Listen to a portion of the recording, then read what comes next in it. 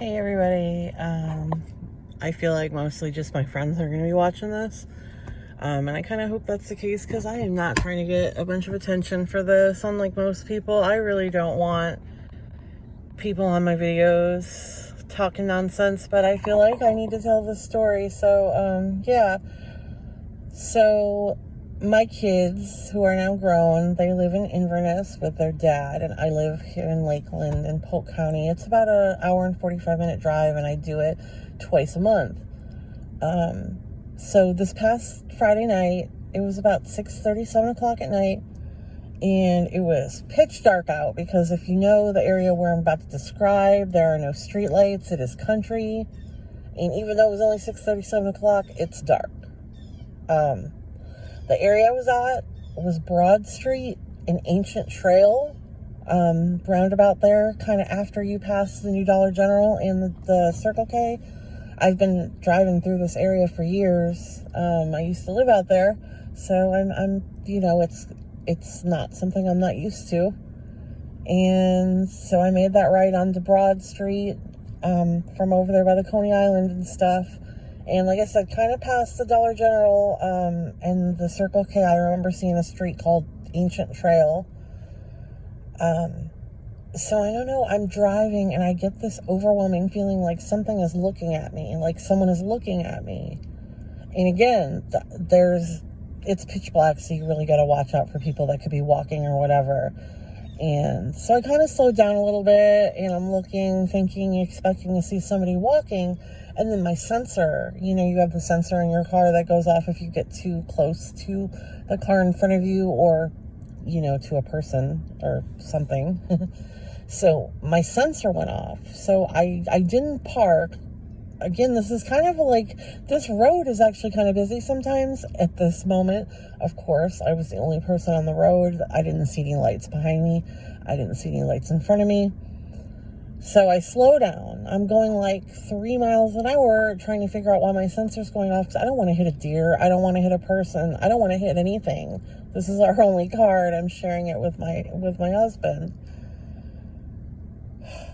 Sorry, this is like, it took me a few days to really like think about this and like make sure that this really happened and I'm not insane. I mean, I might be a little insane, but this happened. So as I'm kind of sitting there, sort of like, why is my sensor going off like I'm going to hit something? Like the voice in my head kind of said, look up. And I looked up and I'm like blinded by this bright light. And it's funny because now I've gone on to do some research and other people have described it as like stadium lights, and that's how this was. It was like a triangle floating in front of me, and it was so big. My husband thinks it was a drone. I thought maybe it was a drone. I started looking up the drones that they've been seeing in New Jersey. It wasn't, I mean, I won't say it wasn't a drone because I'm not a drone expert, but it wasn't. It was so big, I couldn't see the sky in front of me. I couldn't see the stars. This thing was just hovering right in front of my car, and I was kind of just stopped staring at it. Like, is anyone else going to drive down the street and see this? Like, what is happening? And time kind of like, almost like stood still for a few seconds. Like, I don't know how long I sat there, honestly. But like, it was a triangle and it had red lights around it, and the red lights were blinking, and then like coming from somewhere else, like I don't know if it was like intertwined with the red lights, but there were these bright, like I said, like stadium lights, and I kind of just stared at it for a few minutes. Probably not minutes, probably just a few seconds, but I don't remember. My dog was scared. My dog saw it. She was in the back seat. She hid under the seats. She's been acting weird ever since. Yeah, so I kind of just sat there for a few seconds, and then my brain just said, get out of here, drive away, and I hit the gas, and I didn't really I just kind of drove straight until my next turn, and then once I turned, I kind of finally felt okay to look up in the sky again. So the craziest thing about all this is I had no idea until I started Googling. I thought, well, let me see if anybody else in Brooksville might have saw those. Because there's like a trailer park. There's a couple little like RV parks right there where this happened. And like I said, there's a dollar store. There's a gas station. It's kind of a country area. I mean, it's sort of secluded, but then at the same time, there's houses. And people live in those houses. So I was Googling Brooksville UFO just to see if maybe anybody else had seen anything and gotten any video, because I mean, I just can't grasp this being a drone, that this was this large and like just hovering in front of my car to the point where it was making the sensors of my car go off. So I find out that in the same area in the 1960s, there was a man named John, and now I can't think of his last name, but in the comments I'm going to link to a video I found here about him, and I'm actually making this video in response to the man who made this video, because now I want to know more. But there was a man in the Brooksville area in the 1960s who saw UFOs more than once, and actually he claims that the spaceship had landed in his yard. And he says he went to the moon with these aliens and everything. And I mean, it sounds kind of funny until you realize that this is a few years before we'd actually even been on the moon.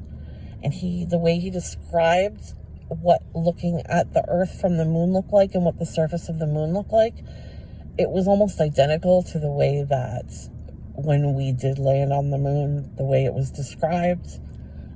He had like some hieroglyphics that he was given by them, and he had like some space dust, and he gave the hieroglyphics to the authorities, and of course, big shocker here, they took them and then tried to bring him back some fakes. So I think he got a little more cautious as to how he shared his information after that. But I don't know, apparently he was a big deal. There was famous people had went there and looked at his little display, and I guess none of it's there anymore. You know, he's long since dead. This was in the 60s, but yeah, looking at the map, I was really not far from there. And then I find out that in the 1960s that Brooksville was actually considered this huge hotspot of UFO activity, and not just because of this man John, but I guess because there was a higher than average number of people who would call about UFO sightings in the area. So I don't know what I saw. All I know is it was scary. I've been kind of having weird dreams ever since. I've felt kind of strange ever since. I mean, not sick or anything. I mean, almost, I don't know. I almost don't even know how to explain it. But if anybody has any suggestions or ideas or thoughts, you can go ahead and add some comments. Please don't make fun of me. I am not doing this for views at all. Because if I was, I would claim that I went on the spaceship too. But anyways, thanks for listening to my story, and have a good day.